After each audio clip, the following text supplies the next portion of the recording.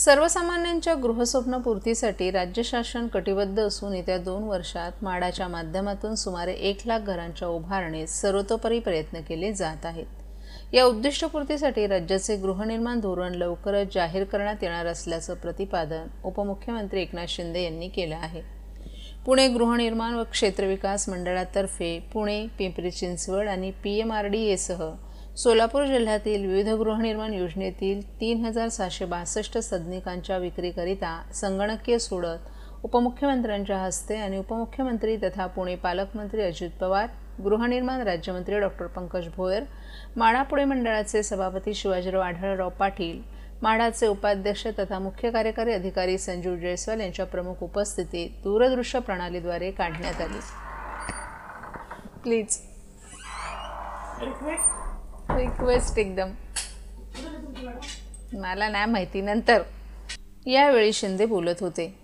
उपमुख्यमंत्री एकनाथ शिंदे यांनी या गृहनिर्माण धोरणानुसार सर्वसामान्य नागरिक, काम करणाऱ्या महिला, विद्यार्थी, ज्येष्ठ नागरिक यांच्यासाठी ठिकठिकाणी वसतिगृह उभारलं जाणार असल्याचं सांगितलं। म्हाडा पुणे मंडळाच्या 3662 सदनिकांच्या विक्रीसाठी आयोजित सोडतीसाठी अनामत रकमेसह 71,642 अर्ज प्राप्त झालेत। अर्जदारांनी महाराष्ट्र गृहनिर्माण व क्षेत्रविकास प्राधिकरणावर दाखवलेला हा विश्वास असल्याचं त्यांनी सांगितलं।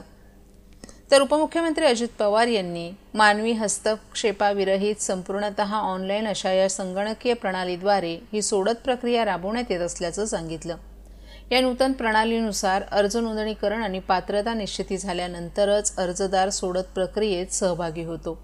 सोडतीत विजेता ठरल्यानंतर अर्जदारास सूचनापत्र पाठवलं जातं आणि त्यातील तरतुदींची पूर्तता केल्यानंतर विजेत्या अर्जदारांना तात्पुरतं देयकारपत्र पाठवलं जात असून ही सर्व प्रक्रिया अत्यंत सोपी आणि सुलभ, पारदर्शक असून त्यासाठी कुठलाही मध्यस्थ दलाल म्हाडाने नेमला नसल्याचंही त्यांनी सांगितलं। शिवाजीराव आढळराव पाटील यांनी पुणे मंडळानं मोठ्या प्रमाणात परवडणारी घरं उपलब्ध करून दिल्याचं तर सांगितलं।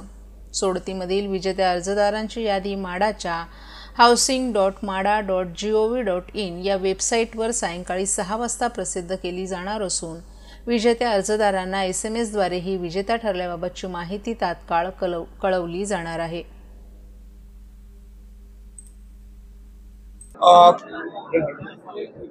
आता अर्थसंकल्पाच्या अगोदर ही महत्त्वाची जिल्हा नियोजन बैठक झाली। आज सर्व लोकप्रतिनिधींनी यामध्ये सहभाग घेतला आणि अनेक विषयांवर यामध्ये चर्चाही झाली।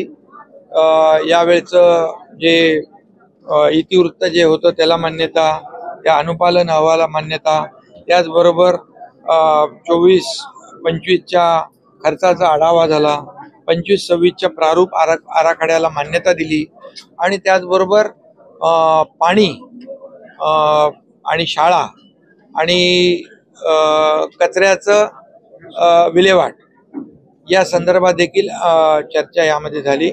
हॉस्पिटलच्या आरोग्य विभागाच्या संदर्भात देखील चर्चा झाली आणि यामध्ये आता स्मार्ट PHC तयार करणं, माझी शाळा आदर्श शाळा करणं, शाळेचा पटसंख्या जी आहे वाढवणं आणि जे आपले PSC आहेत त्यांची जी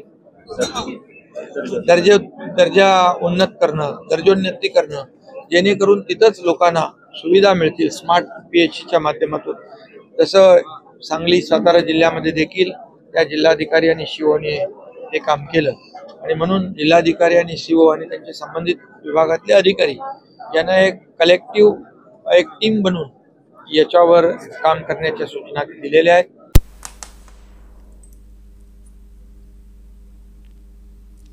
सरसकट सफाई कामगारांना वारसा हक्काचा लाभ देण्याचा लढा यशस्वी झालाय। न्यायालयानं आदेश दिले असले तरी परिपत्रक निघालं नव्हतं। संबंधित विभागाकडे पाठपुरावा केल्यानंतर काल हे परिपत्रक काढण्यात आले। त्याची प्रत महापालिकेला दिली असून खऱ्या अर्थानं सफाई कामगारांना वारसा हक्काचा लाभ मिळणार असल्याचं केळकर यांनी सांगितलं। दमाणे इस्टेट येथील पोस्ट कार्यालय असलेल्या इमारतीचा पुनर्विकास झाला असून टपाल कार्यालयाला जोपर्यंत येथे जागा मिळत नाही तोपर्यंत विकासकाला OC देण्यात येऊ नये अशी सूचना पालिकेला केली असल्याचंही केळकर यांनी सांगितलं। वर्तकनगर येथील टपाल कार्यालय बेसमेंटमध्ये असल्यानं नागरिकांना त्रासदायक ठरत आहे। महापालिकेने या कार्यालयासाठी सुसज्ज जागा देऊ केली आहे। वागळे इस्टेट येथे कार्यालयच नसून बाळकुम येथील कार्यालयाचं देखील सक्षमीकरण करण्यात येणार आहे। टपाल विभागाच्या वरिष्ठ अधिकाऱ्यांची बैठक घेऊन काही निर्णय घेण्यात आलेत। सर्वसामान्य जनतेला सेवा देणारी सर्व टपाल कार्यालये येत्या 6 महिन्यात सक्षम करण्यात येणार असल्याचं केळकर यांनी सांगितलं। पोस्ट ऑफिसच्या संबंधामध्ये मी मागच्याच आठवड्यामध्ये पोस्ट ऑफिसचे जे वरिष्ठ अधिकारी आहेत पूर्ण रिजनचे त्यांच्या उपस्थितीत सर्वच महापालिका क्षेत्रातली पोस्ट ऑफिसच्या संबंधामध्ये बैठक घेतली आणि काय त्या ठिकाणी धक्कादायक काही गोष्टी झालेल्या आहेत की ही पोस्ट ऑफिस ही गरिबाला सर्व्हिस देणारी ऑफिस आहे की ज्याच्यातून निर्णय योजनांचा देखील लाभ मिळतो। मध्यमवर्गीय गरीब मंडळी जे आहे त्यांना या पोस्ट ऑफिसचा फार मोठा उपयोग होतो। आता दमानी इस्टेटचं जे पोस्ट ऑफिस आहे त्या ठिकाणी रिकन्स्ट्रक्शन झालं, पुनर्विकास झाला, त्या ठिकाणी त्या पोस्ट ऑफिसला जागा द्यायला जर तो बिल्डर तयार नसेल तर महापालिकेने त्याला प्लान देखील त्याला ओसी देखील देऊ नये अशा प्रकारची आम्ही भूमिका घेतली, कारण पोस्ट ऑफिस ही अत्यंत गरजेची आहे। आता वर्तकनगरचं पोस्ट ऑफिस जे आहे ते बेसमेंटला दिलं गेलं आहे। तर आजच माझी चर्चा झाली आणि महापालिका त्यांना एक चांगला सुसज्ज अशी जागा द्यायला तयार झालेली आहे मालमत्ता विभागाने, तर त्या ठिकाणी तो त्यांचा प्रश्न सुटेल। वागळे इस्टेटला पोस्ट ऑफिसच नाही आहे, तिथल्या लोकांना स्टेशनवर पोस्ट ऑफिसचं काही काम असेल तर ते करायला जायला लागतं, तर त्या ठिकाणचं देखील महापालिकेला मी सूचित केलेलं आहे की या ठिकाणी आपण ही अत्यावश्यक गरज आहे आणि ती आपण पुरवली पाहिजे। तसंच बाळकुम पोस्ट ऑफिस देखील सक्षमीकरणाचं काम जे आहे ते करण्याचं पोस्ट ऑफिसच्या बरोबर आमचा निर्णय झाला आहे। या पुढच्या 6 महिन्यामध्ये संबंध महापालिका क्षेत्रामध्ये सक्षमपणे पोस्ट ऑफिसेस कशी कार्यरत होतील त्याच्याकरता आम्ही वेळोवेळी पुढच्या काळामध्ये देखील पाठपुरावा करणार। महाराष्ट्रातील भगिनींना आधार देणारी राज्य शासनाची मुख्यमंत्री माझी लाडकी बहीण योजना। या योजनेअंतर्गत अल्प उत्पन्न गटातील 21 ते 65 वयोगटाच्या भगिनींना मिळणार दरमहा 1500 रुपयांची मदत। अर्ज करण्यासाठी 31 ऑगस्ट 2024 पर्यंत मुदतवाढ। कुटुंबाचं वार्षिक उत्पन्न 2.5 लाख रुपयांपेक्षा कमी असलेल्या महिला पात्र। कुटुंबाकडे पिवळं किंवा केशरी रेशन कार्ड असल्यास उत्पन्नाचा दाखला आवश्यक नाही। पांढरं रेशन कार्ड असेल किंवा रेशन कार्ड नसेल तर कुटुंबाचं वार्षिक उत्पन्न 2.5 लाखांपेक्षा कमी असल्याचा दाखला आवश्यक। योजनेसाठीचा ऑनलाईन अर्ज नारी शक्ती दूत ॲप वरून किंवा पोर्टलवर भरता येईल। ज्या भगिनींना ऑनलाईन अर्ज भरता येत नसेल त्यांच्यासाठी अंगणवाडी, ग्रामपंचायत, वॉर्ड ऑफिस, सेतू सुविधा केंद्रामध्ये किंवा आशाताई बचत गटाच्या CRP यांची मदत उपलब्ध। आता आपल्याला अभिमानाने म्हणता येईल सुखी आणि सुरक्षित आहे माझी लाडकी बहीण।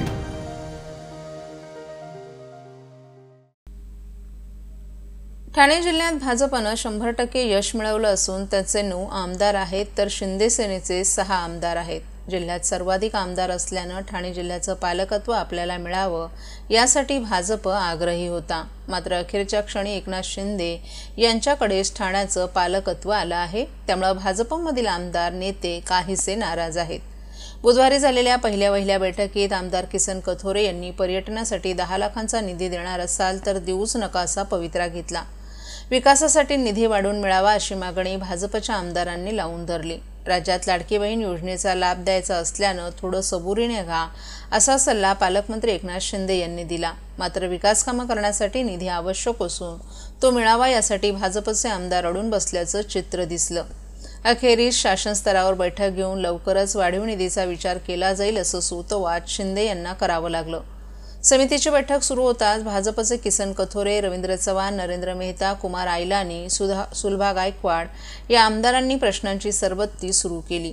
त्यांना उत्तर देण्यात किंवा कुरघोडी करण्यात शिंदेसेनेचे आमदार कमी पडल्याचं दिसून आलं। शिंदेसेनेच्या 3 आमदारांनी बैठकीला दांडी मारली होती। बैठक संपत असताना परिवहन मंत्री प्रताप सरनाईक हजर झाले। सरनाईक यांनी भाजपच्या सदस्यांना तोंड दिलं।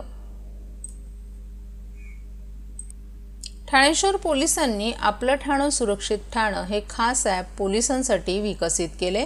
त्यामुळे गर्दीच्या आणि ओसाड जागी प्रभावी गस्त घातली जात असल्यानं गुन्हेगारीवर अंकुश ठेवण्यात काही अंशी तरी यश आल्याची माहिती पोलीस आयुक्त आशुतोष डोंबरे यांनी दिली आहे। आयुक्तालयातील ठाणे, भिवंडी, कल्याण, उल्हासनगर आणि वागळे स्टेट या परिमंडळातील 35 पोलीस ठाण्यांच्या कार्यक्षेत्रात पोलिसांची नजर राहण्यासाठी त्यांचा प्रेझेन्स दिसण्यासाठी या ॲपची निर्मिती करण्यात आली आहे। यामध्ये 2250 संवेदनशील ठिकाणांची नोंद आहे।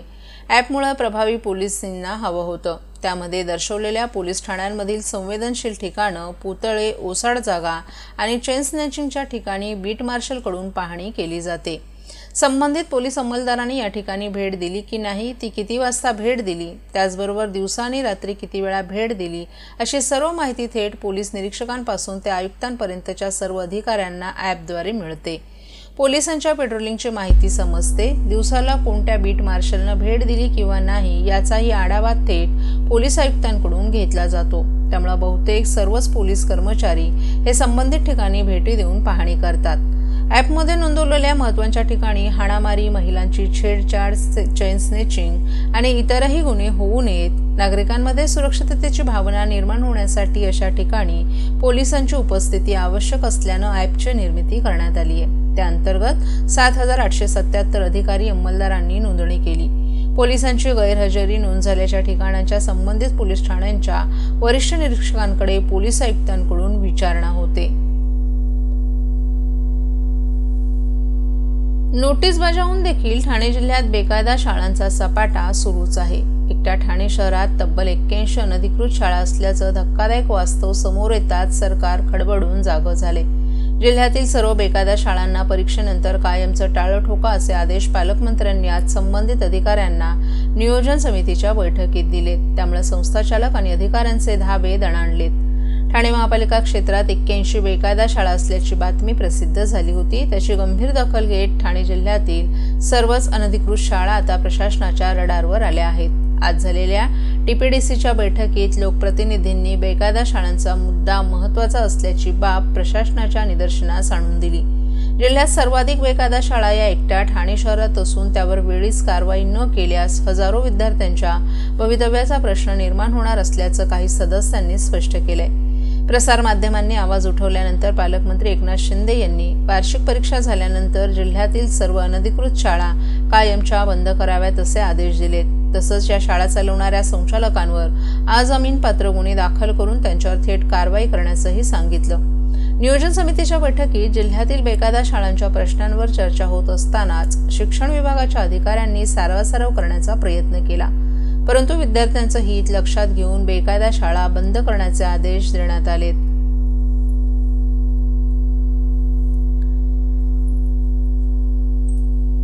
त्याच्यावर वर्गवारी करायला सांगितलेली आहे आणि त्याप्रमाणे जिल्हाधिकारी आणि सीओ या बाबतीमध्ये त्याची वर्गवारी करतील आणि यावर योग्य तो निर्णय घेऊ।